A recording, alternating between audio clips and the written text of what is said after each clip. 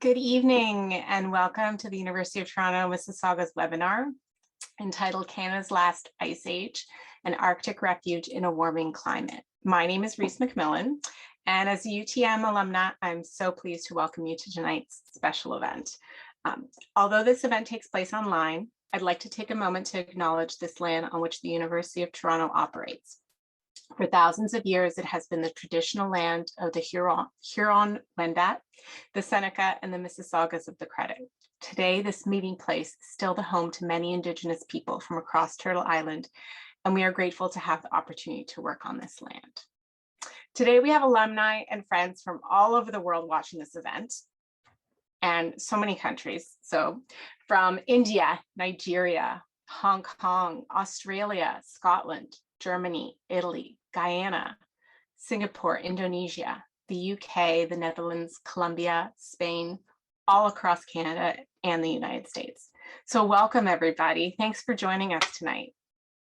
Following this presentation, there will be a moderated question and answer period, and we encourage you to submit questions using the chat button at the bottom of your screen. Hopefully 3 years into this, we all know how to use Zoom chat. However, please hold off on submitting your questions until after the initial presentation is finished, because your question may be addressed during that time. If you're having any technical difficulties, please also use the chat button, and one of our staff will be there to assist you through a private message. As I mentioned a moment ago, my name is Reese McMillan. I'm the head of risk assessment at DS Consultants, which is a geotechnical and environmental engineering firm based across the greater Golden Horseshoe. I specialize in remediation and risk assessment of brownfield properties with soil and groundwater contamination. And I'm also the co-chair of the Ontario Environmental Industry Association Brownfields Committee. I earned both of my honors Bachelor of Science and Masters of Science in Ecology and Evolutionary Biology from UTM, so I spent quite some time there. Today, I'm delighted to introduce you to our presenter, UTM's own Professor Kent Moore. So Professor Moore uses theoretical, computational, and observational techniques to improve our knowledge of the dynamics of the climate system, so as to improve our ability to place currently observed changes to the climate in a long-term context. Professor Moore also applies these same techniques to the study of the meteorology of mountainous areas of the Earth, as well as the impact that weather in these areas has on human physiology and performance. Professor Moore undertakes fieldwork in the Arctic, Greenland, and the Himalaya, I'm quite jealous, using automatic weather stations, instrumented research aircraft, and ships in the course of its research. Currently, the focus of Professor Moore's research is in understanding the impact that topographic obstacles, such as Greenland and the Himalaya, have on the climate in adjoining regions. This work has and will continue to improve our understanding of the changes that are occurring in these regions as the Earth warms. In addition, Professor Moore is involved with an international collaboration that is seeking to understand the processes through which heat, moisture, and momentum are exchanged between the high latitude ocean and atmosphere, and the impact that a declining sea ice cover has on these exchanges. This work has implications on the impact that climate change has on important ocean circulation systems. Thank you so much for being with us here today, Professor Moore. Thank you, and it's a pleasure to be able to speak to UTM alumni from around the world.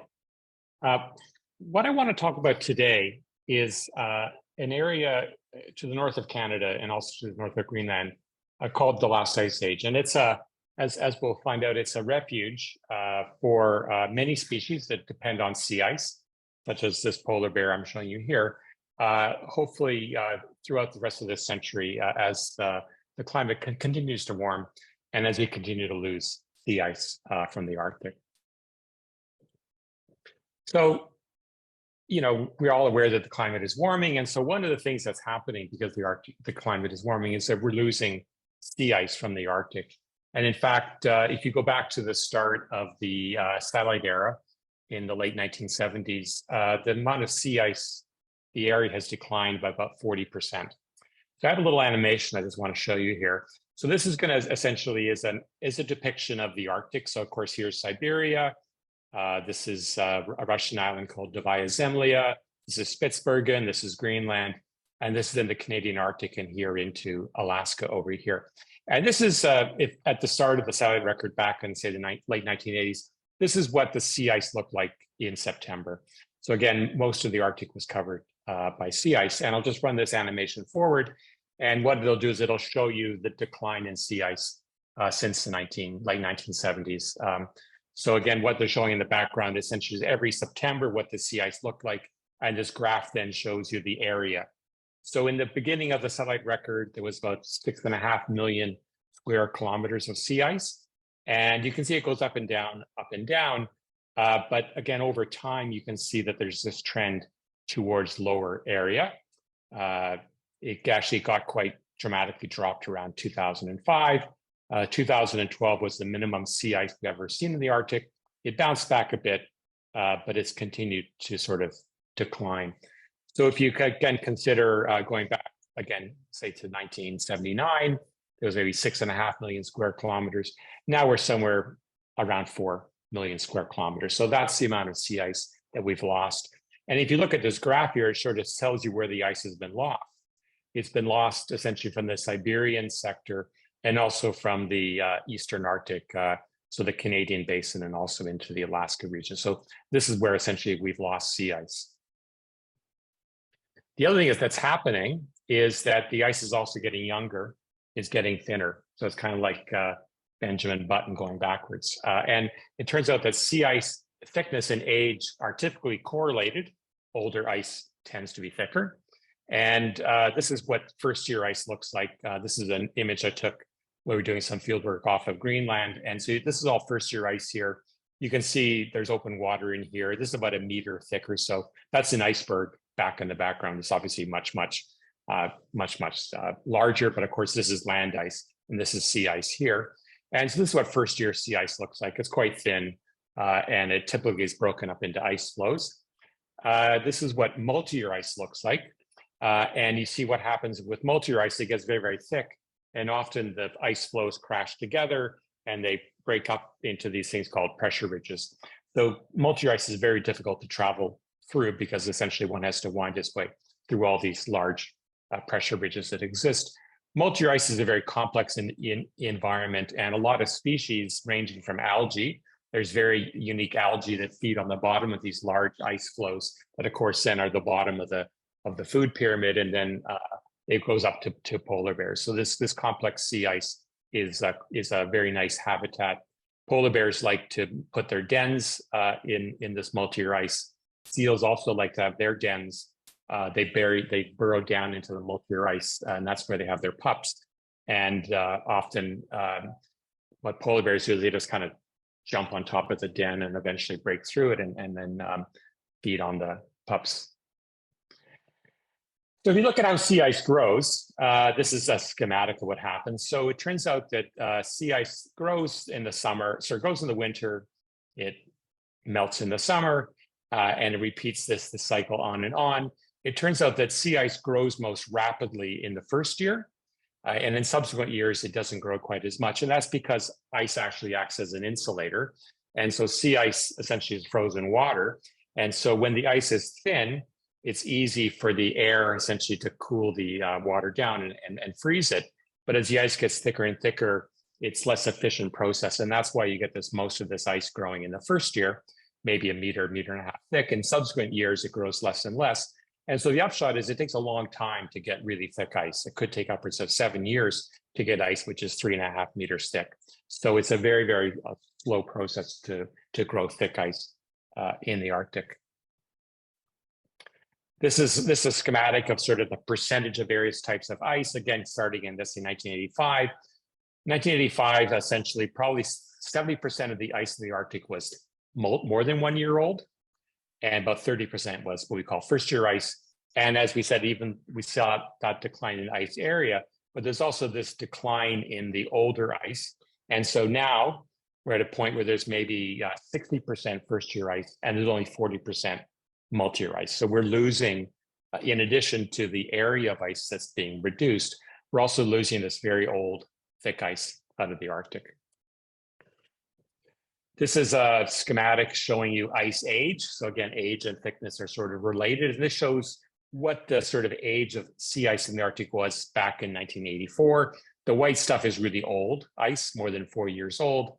And there was over 2.5 million square kilometers of ice that was older than 4 years. So a lot of the sea ice back in the mid-1980s was really quite old. If we jump forward to just a couple of years ago, now essentially there's less than 1.5 million square kilometers of old ice, and much of the ice in the Arctic is now younger. So if you just jump back and forth, you can see this dramatic change that's happened. So the amount of sea ice may look the same, but the character of the ice has changed. In the 1980s, let's say, it was mostly thick ice in the Arctic. Now it's mostly thin ice in the Arctic. And this area here, up against the coast of northern Canada and Greenland, is the area where the oldest ice in the Arctic now exists.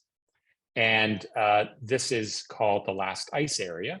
And I'll tell you why it's called the last ice area during my talk. So first question is, why is the ice so thick in this last ice area? So this is a schematic of ice motion in the Arctic and also ice thickness. So again, you can see that again, most of the ice in the Arctic is less than 2 meters thick, this kind of green color here. It's only in this area here up against Canada and Greenland where we get the really thick ice in here.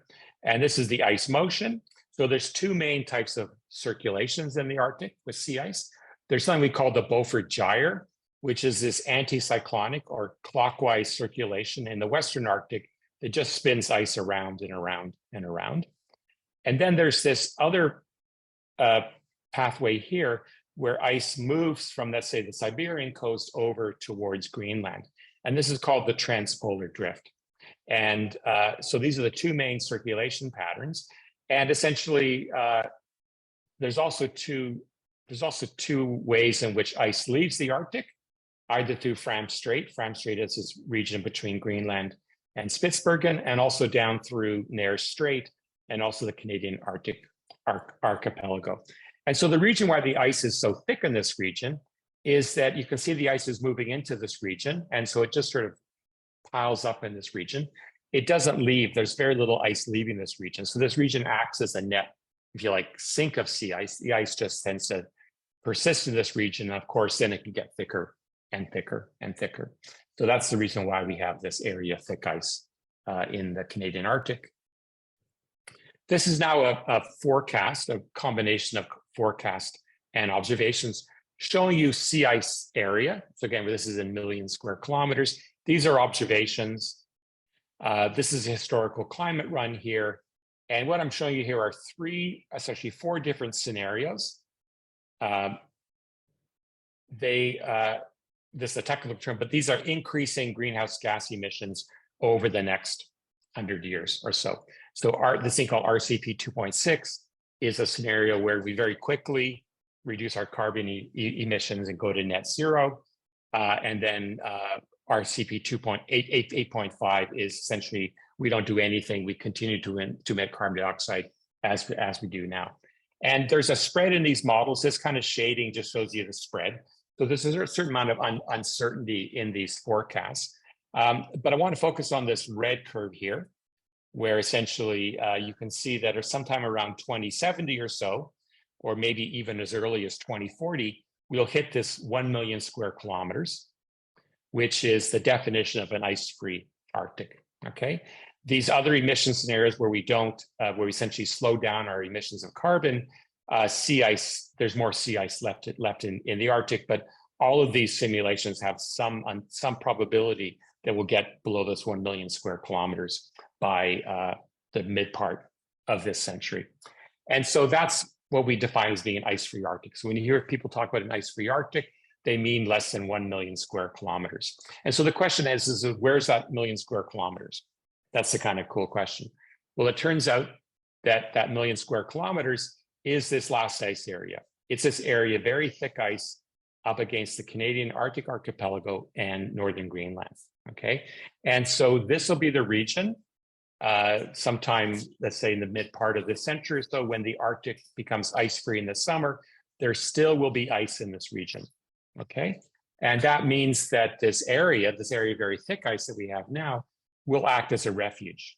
So all ice-dependent species, from polar bears to the algae that live on sea ice, the only place that they'll be able to survive is in this region right here. Okay, and so this is why this region is so important, is because it will act as a refuge. And hopefully, sometime in the future, we'll be able to get our carbon emissions under control, and then we'll be able to cool the planet down. And when we do that, the species that have survived in this region will be able to repopulate the Arctic. That's the sort of hope. So this last ice area is a really, really important place. And frankly, Canada is responsible for a lot of it. In fact, in 2019, the Canadian government announced the creation of a marine protected area called Tuvatutachuk, which for Inuktitut, for the place where the ice never melts. And so this is an area where essentially all sorts of development is now going to be prohibited, and it will essentially help, as we move forward into this regime where this is the only place in the Arctic where ice is left, it'll allow those species to survive in this region. So in fact, the government of Canada has done quite an important role in declaring this marine protected area. Now I want to ask a question. So these climate models, go back here, this is a climate model, and climate models aren't perfect, and they may not represent all processes that occur in the climate system. And so the question is, how stable is this last ice area? And this is a article was written about some work that I did a couple of years ago. I actually like the title, "The Plug Keeping the Arctic's Oldest Ice in Place is Getting Leaky." And that's really what I want to talk about in this for the rest of the presentation. So just to orient yourself, this is Greenland down here. This is Ellesmere Island up here. This is the Arctic Ocean here. This is a very important strait called Nares Strait, which we'll talk about quite a bit. And it turns out that through Nares Strait, you can see this ice moving down through here. A lot of this very old and thick ice in the Arctic leaves the Arctic down through Nares Strait. And as we'll talk about it, an amazing thing happens most winters where an arch forms, or a plug, if you like, and we'll see examples in a minute. And when that plug is present, the ice can't move down through the strait. And so the issue we're going to talk about is this plug is getting leaky. And so that means that there's a greater probability that we'll lose more ice out of the Arctic. And that means that this last ice area may not be as stable as we think, because the climate models don't represent this process well. And so they may be overestimating how much ice will actually remain in this region.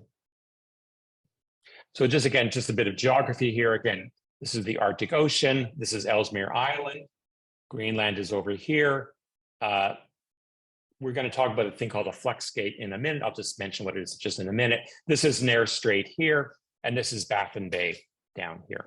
So the ice that leaves the Arctic moves down through Nares Strait into Baffin Bay, and then eventually down into the Labrador Sea, and then out into the North Atlantic. Now, Nares Strait is a pretty cool place. It's about 400 kilometers long, and at points it's only about 20 or 40 kilometers wide. So it's a very, very long, very, very narrow strait, and that's actually going to be important in some of the things I'm going to talk about. So we want to measure essentially how sea ice leaves the Arctic. And so by doing that, we create what's called a flux gate. And essentially we just measure all the ice that passes this flux gate. And all the ice that passes this flux gate has to go somewhere, has to go down through the strait. So by measuring the ice motion at this one point here, we can get an estimate of how much ice is leaving the Arctic Ocean. And that's essentially how we're going to measure how much ice is leaving the Arctic Ocean, by looking at this flux gate right here. It's just a virtual thing. If you go up there, you wouldn't see it. It's just a construct that we use to measure ice motion. It turns out that Nares Strait is a really interesting place for a lot of reasons. During the 19th century, it was thought to be one of the pathways to what's called the open polar ocean.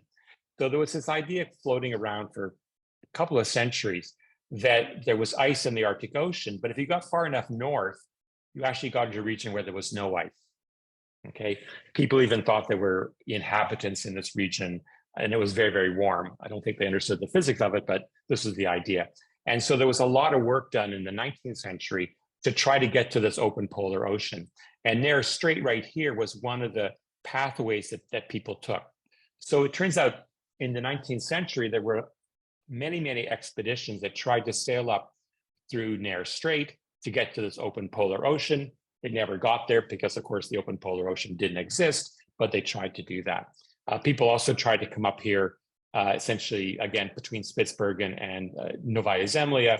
This essentially was an area they thought was warmed by the Gulf Stream. This is another area we could potentially get into the open polar sea. That didn't work as well. And there was also idea you could come up through Bering Strait here as well. But actually, most of the work was actually done up here through Nares Strait. In fact, this is a photograph of the HMS Alert in pack ice in Nares Strait. And Sir George Nares, who was the leader of this British Arctic expedition in 1875, was the first person to get fully through Nares Strait.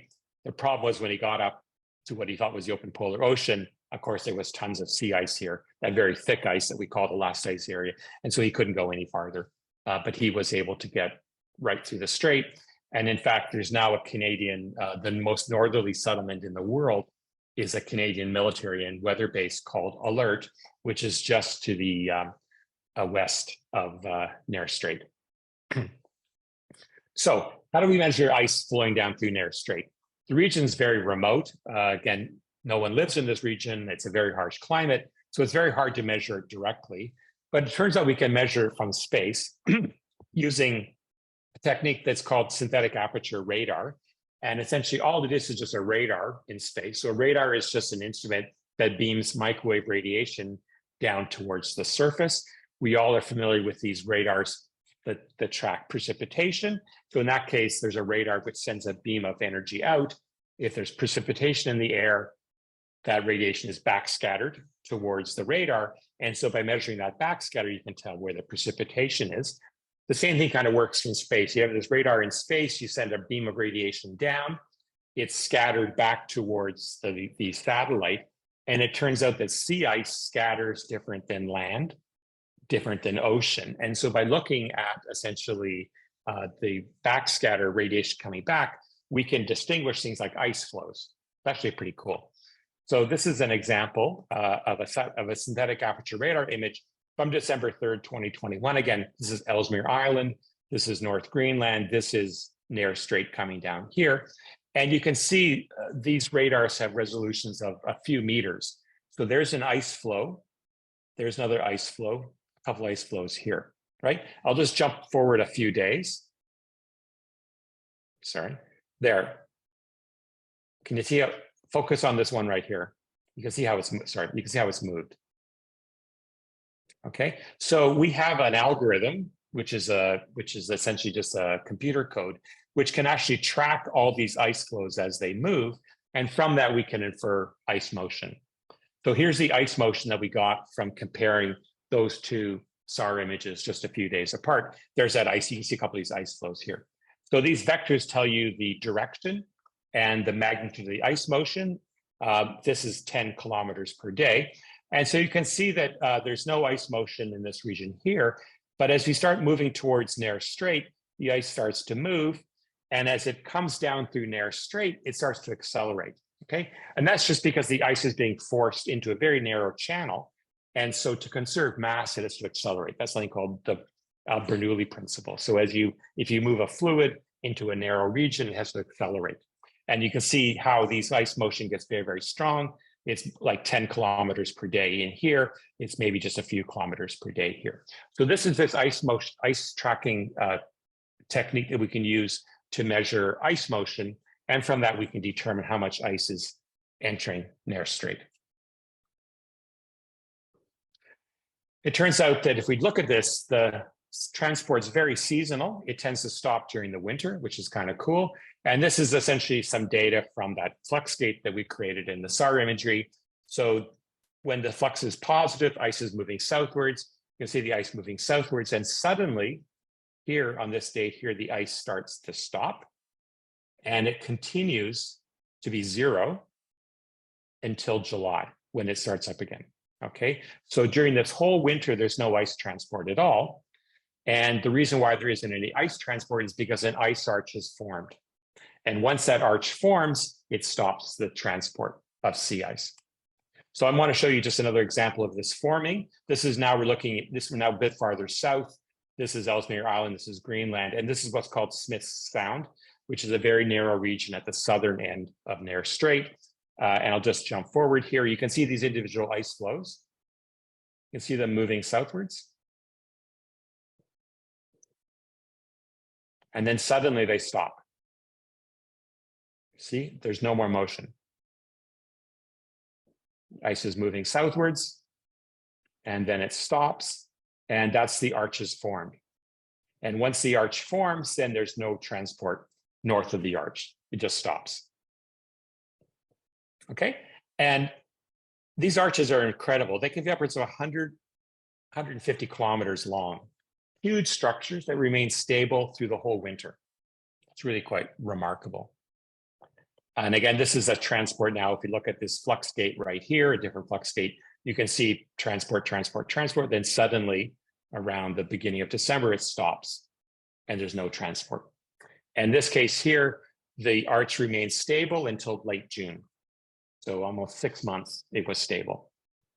I just want to run through some satellite images. These are now visible satellite images. So this is a different satellite, and it essentially senses radiation coming back from the Earth in the red, the green, and the blue, and we can meld those together to come up with something that looks like what our eye would see. So if you could sit above Nares Strait, this is what you would see. Again, here's Ellesmere Island, here's North Greenland, and this is Kane Basin. There's the arch there. Okay, I'm just going to jump through. This is March, April. The arch is still there. If you compare, you can see that there's some areas that are starting to turn brown. This is where the snow is starting to melt. So we're getting into the spring. This is now May. You can see there's now many, many more brown areas. The arch is still stable. Into June, again, now there's large areas that are now snow-free. The arch is still there. June 26th, you can see some cracks starting to form. And just a few days later, the arch has collapsed. Okay, so again, this is quite remarkable. This arch remains stable from midwinter right through to almost summer, and then it collapsed. So these are very, very important structures. It turns out if you measure the amount of ice flowing through these flux gates over time, there was some calculations done in the early part of this century, and this is some data from my work. And these are the averages here. And so you can see that there's been a 200% increase in the amount of ice that's leaving the Arctic. This is the ice thickness, and you can see the ice is getting thinner. Okay, it used to be more than 2 meters thick. Now it's less than 2 meters thick. So there's been this reduction in the thickness of the ice, and this is the volume of ice. So if you take the area and multiply the volume, you get the area of the ice, multiply the volume, you get the area. And so it used to be about 100 cubic kilometers of ice left the Arctic down through Nares Strait. Now we're at about 150 cubic kilometers. So again, there's been an increase in the amount of ice that's leaving the Arctic, and this is the very old and the very thick ice. So this is the ice that we're losing, and so this is the concern that we have, is that we may be losing the ice from the last ice area, and it may not be as stable as we think. So what happened this winter? I'm always amazed. One of the things I like to do is just monitor how things are happening, and this winter was a surprise. I always like surprises. So if we go back to last winter, no arches formed along Nares Strait, and there was an export of sea ice continued throughout the winter. This is only the third time that we've seen no arches formed. In fact, I was involved in a project where a long-distance swimmer wanted to swim between Canada and Greenland in May, and he required an arch to be present, so there was essentially no ice in the area they wanted to swim. And the fact that an arch didn't form meant that he couldn't do the swim. So unfortunately, he wasn't able to make the swim. This winter, if we were talking about this a month ago, I would say no arch had formed. And I'd say there's very little likelihood that an arch would form, but it turns out an arch did form. In late March, an arch formed. I'll show you that in just a minute. And this is the latest that an arch has ever formed. We've never seen an arch form this late. And it turns out that, as I'll talk about in a minute, the reason why it's probably the latest is that the ice in this region is getting thinner. You need thick ice to get a very stable arch. And so what's happening now, it looks like it takes the whole winter for the ice to get thick enough for an arch to form. So this is a different behavior than we've ever seen before. So I just want to run you through a sequence of these images. March 20th, you can again see there's open water and then ice all down through Nair Strait. Just jump forward, you can see the ice is moving. This is March 24th. March 30th, something funny starts to happen. It looks like something is forming right in here. And the next day, there's the arch. You can see that the ice that used to be, the ice is still moving southwards, but north of the arch, now there's no motion.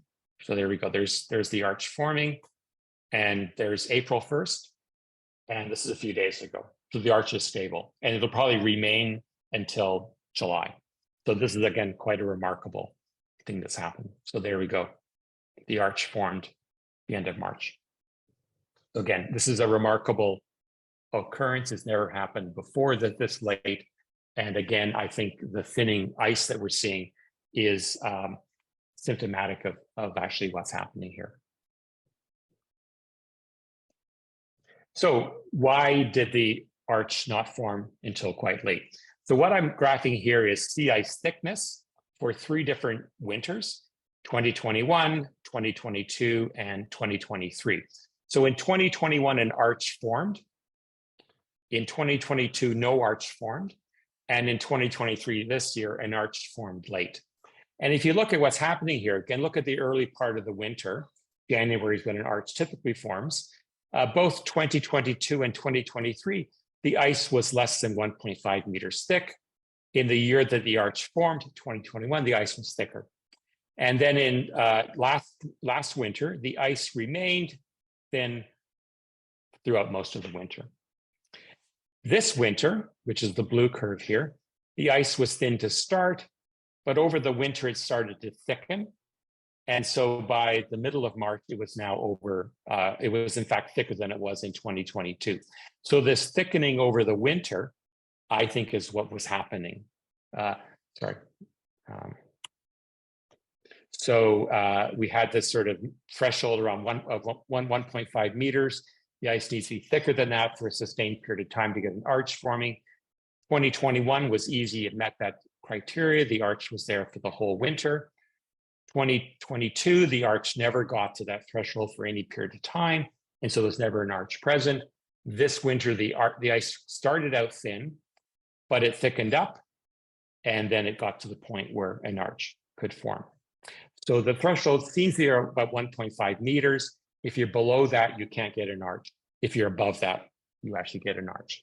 And so we've seen that the ice in this area is thinning, and so that means there'll be fewer arches going forward, or they'll form later. And that means more ice loss from the last ice area. So we'll probably see an accelerated loss of sea ice from the Arctic. So just to conclude here, the Arctic, we're seeing this loss of the area of sea ice, but we're also seeing an accelerated loss of very old and thick ice. The area to the north of Greenland and Canada contains the oldest and thickest sea ice actually on the whole planet. Antarctica doesn't have any multi-year ice, and so the thickest ice is always in the Arctic. As we move forward in time, we're going to reach a period sometime around the middle of this century when the Arctic will be defined to be ice-free. And that means that the only area with ice will be this last ice area, this very thick area, thick and old ice, that'll remain ice-covered throughout the year. And so this is a region that will provide a refuge for ice-dependent species, including whales, seals, and polar bears. There's evidence that the thinning sea ice that we're seeing is increasing the transport of this old and thick ice out of the Arctic, as well as there's evidence that these arches are starting to weaken. And this suggests that the last ice area may not be as stable as we thought. And that calls into question its ability to act as a refuge. And it just essentially provides more motivation for us to try to get our carbon emissions under control, so we keep the planet cool, so that the last ice area and also other ice in the Arctic will survive. So what can we do? This is an interesting graph that the UN published just about a month ago. And what it's showing essentially is gigatons of CO2 That's the measure of our carbon emissions. This is historical data going back to 2000. These are then essentially different scenarios. So if we rapidly reduce our carbon emissions and follow this trajectory here, this will limit the warming to less than 1.5 degrees above pre-industrial levels. Right now, we're at about 1 degree. So we're looking at another half a degree above that. If we take a slightly more conservative approach, and this is the curve that we follow, this will limit global warming to 2 degrees. If we look at the implemented policies that governments throughout the world have agreed to, this is the trajectory for carbon emissions. It's eventually flat, okay? And that means that we're looking at a range of between 2 and 3 degrees of additional warming, okay? So if we follow this path here, we'll lose ice out of the Arctic, but we'll probably keep the last ice area there. If we follow this trajectory, maybe this one will probably lose the last ice area as well. So this just shows you really how crucial it is for get our carbon emissions under control, and also how difficult, frankly, it is, right? Because if we look to 2030, these are the nationally determined contributions in 2030. So this is, again, what governments around the world have agreed to, their carbon emissions in 2030. And so you can see this range here is sort of between the 2 degrees and this red curve here. So right now we're on a path to have the warming somewhere between 2 degrees and let's say 3 degrees, okay?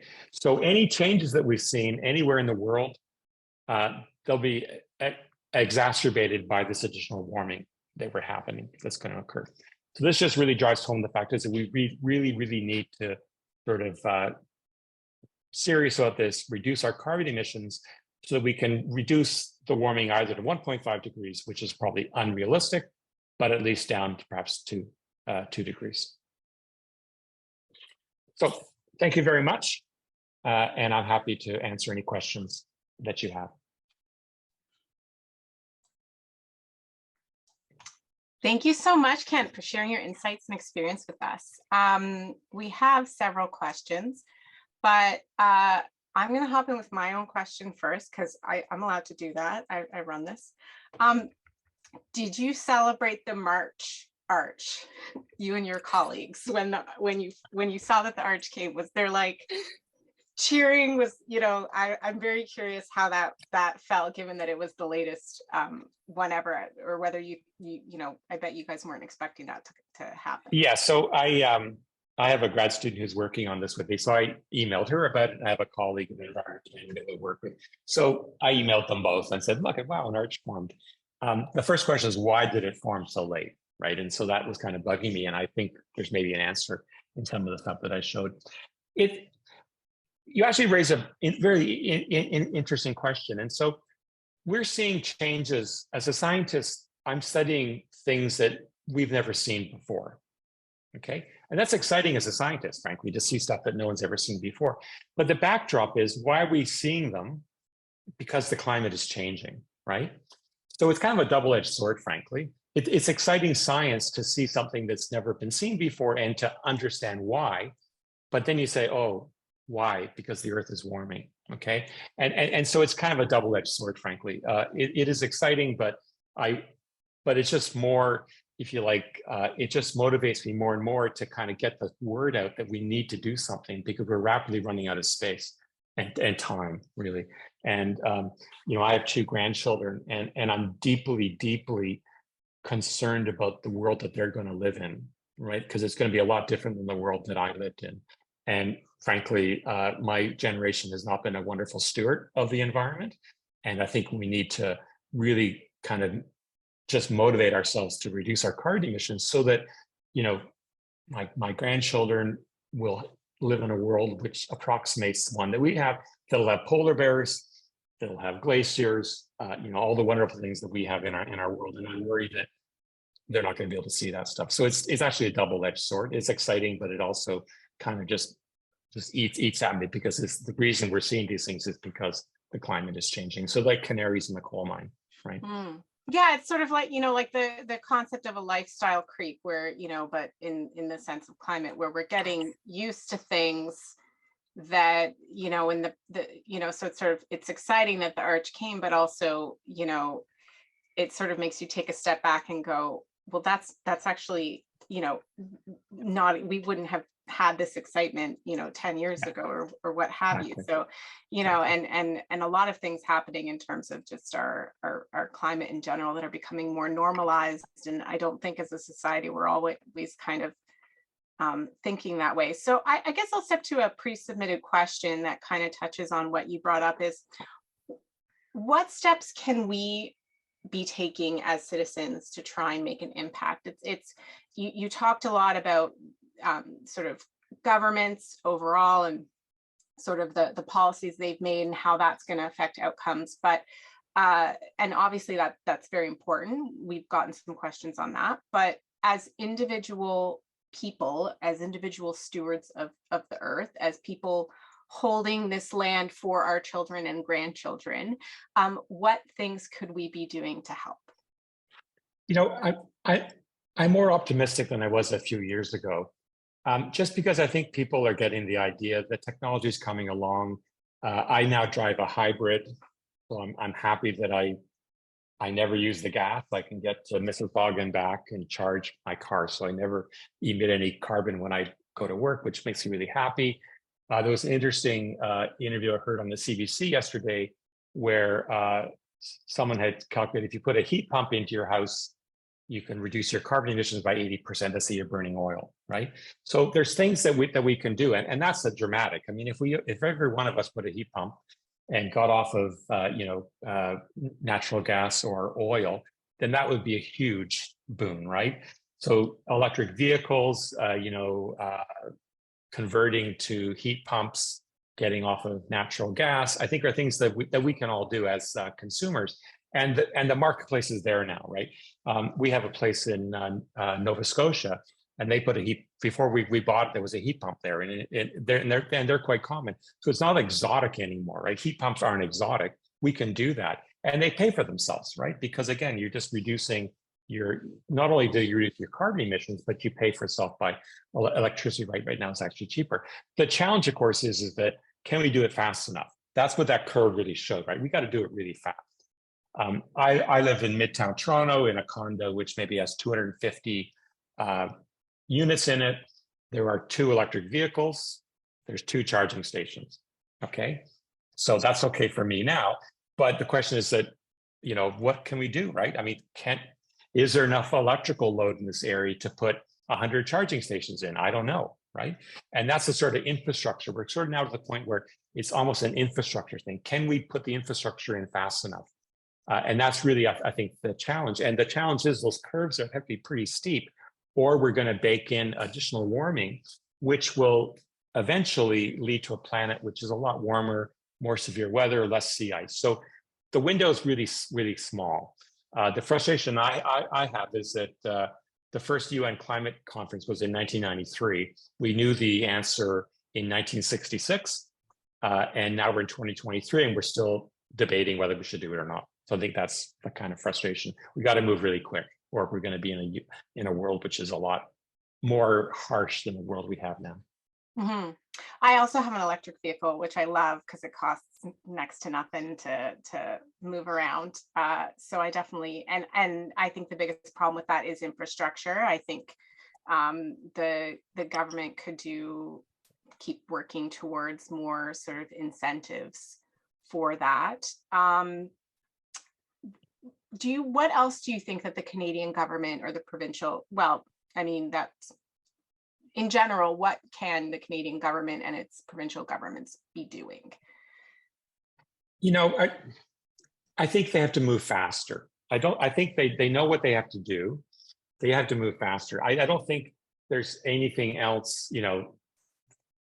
We know what heat pumps are. We know electric vehicles are. The carbon tax, I think, is also helping to reduce consumption. Those things will go a long way, to do that. So I think we know what the answer is. We just have to do it faster than people are willing to do. That's really the challenge. I think if they do everything that they say they're going to do, if they do it in 2030 instead of 2050. But the challenge is that's maybe unrealistic because we're already at 2023, right? So we have to move faster. I don't think we have to do, we know we have to move faster. I don't think there's anything else we have to do, just have to move faster. We know what the, okay. I got a couple questions and I thought of this too, and I thought it was a dumb question, but I guess if other people asked it too, it can't be that. And I guess that's, there's never any dumb question. As a professor, you probably tell your students that all the time. Is there any way to stop ice from moving out and sort of, you know, there's a couple questions about artificially constructing an arch, just ways to sort of block that pathway, and has there been discussions around that? Okay, so that's a really, really good question. It comes up all the time, and it seems reasonable at first, but then you think about it. This arch is 100 kilometers long. Okay, the ice is 2 meters thick. Okay, it's in an area where there's no airports. You know, there's no infrastructure at all. And so how are you going to build it? How are you going to make it strong enough? You've also got tons and tons of ice, which is trying to move against that. I mean, ice is amazingly strong. You know, it's like the arches you see in those cathedrals, right? It's really, really strong and it's locked in there. But to do that ourselves, I don't think it's possible. And this is an interesting question because it brings up a whole area called geoengineering, right? Can we geoengineer our way out of this problem? And there's a wonderful trilogy by an author called Kim Stanley Robinson, I think it's called Red Earth, Blue Earth, Green Earth.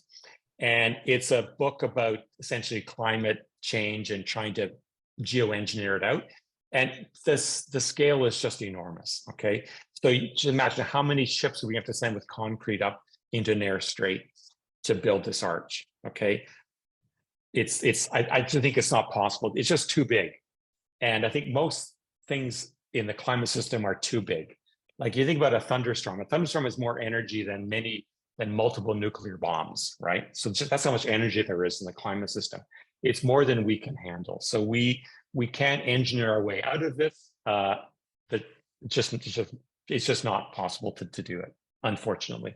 And of course, the beauty is we want the ice to move during the summer, right? If we block it in there, unless we build something like they have in Venice, where then it's going to raise sea levels in the Arctic. So it's one of these things where it sounds like a wonderful idea, but it's just the scale is just too big. If it was 10 meters across, sure, we could do it. But that arch is 100 kilometers long, right? Longer than, think of the Confederation Bridge.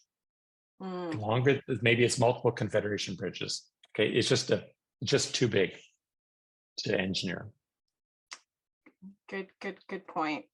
Can you discuss the impact of climate change on the Indigenous residents in the area, and as well as sort of the animals and the sort of the overall ecosystem up there? Yeah, I'll just share my slides again because this is a really important question. So this again is one of these satellite images that I showed, and this is this arch that formed in 2021. And you notice that downstream of the arch, there's this area of open water. Okay. And this is actually called the North Water Polynya. And so a polynya is a region in the Arctic which is ice-free when it shouldn't be ice-free. And if you look carefully, you can see there's sea ice here. There's sea ice here. This area is open water. This is April. April is still winter in the Arctic. This is an area of open water, okay? So who likes open water? Well, seals like open water, whales like open water, seabirds love open water. Polar bears like to eat seals. And so this North Water Polynya is an incredibly productive region. It's the most productive polynya in the Arctic. And the reason why it forms is because once this arch is present, then as we saw in some of those satellite images, the ice is kind of blown downstream and this area stays open, okay? And it turns out that this is, I can't pronounce it in Inuktitut. This is what it's called in Inuktitut, North Water. This is a region which is incredibly important for the Indigenous people who live in the region. There's Inuit who live in Grise Fjord. Kanak is a small settlement in Greenland. And these people hunt in the North Water because the polar bears are there, the seals are there, the seabirds are there, the whales are there, they're going to hunt. And so this is an incredibly important region for them. The other thing that actually happens is that once this ice arch forms, it's possible to walk between Greenland and Canada. And although it's discouraged now by the government, traditionally Inuit have moved across here, okay? And in fact, there's evidence that technology had been transferred. The Inuit in Greenland didn't know how to use a harpoon, and the Inuit in Canada who had discovered them transferred that technology into North Greenland. And so this arch is important. It produces the North Water. It also provides a mechanism to move back and forth. So when the arch doesn't form, you can't move back and forth because now you've got all this ice flowing through and the North Water changes. And so this is the thing that's happening throughout the Arctic, not only in this region, but the ice is changing. And so traditionally the Inuit have used sea ice as like a highway in the winter. Now the ice may come in later than their traditional knowledge. It may leave earlier than they thought, and it may not be as stable as they thought it was. And so a lot of the changes we're seeing are changes in that there's a change in timing. Same thing for the wildlife. I mean, whales will come up into this region knowing there's open water here, and there's food, plankton and things to feed on. But if the arch forms a bit later or a bit earlier, the timing changes. And that means the whales may arrive in this region, but there's not as much food as there once was. So it's generally what's changing is the ice is changing. That's changing things like the North Water here. It's changing how the Inuit can use ice as a highway or a mechanism of transport during the winter. And also then it's impacting the animals that have grown to be accustomed to having open water in this region. Thank you so much. I think there's a lot here for all of us to think about and to take away. I want to thank everyone for their interest. And also on behalf of the U of T Mississauga, I'd like to thank you, Professor Moore, for your presentation and for answering all of our questions. So thank you very much. It's my pleasure. And so everyone who registered for today's event, you're going to receive a link to the recording in your inbox in the coming days. If you enjoyed today's webinar, be sure to check out some of the upcoming events listings and more on the UTM alumni webpage. And that's going to get popped into the chat box shortly. And also, I just want to say thank you so much for joining us. We look forward to hosting you again at another U of T Mississauga alumni event online. Thank you.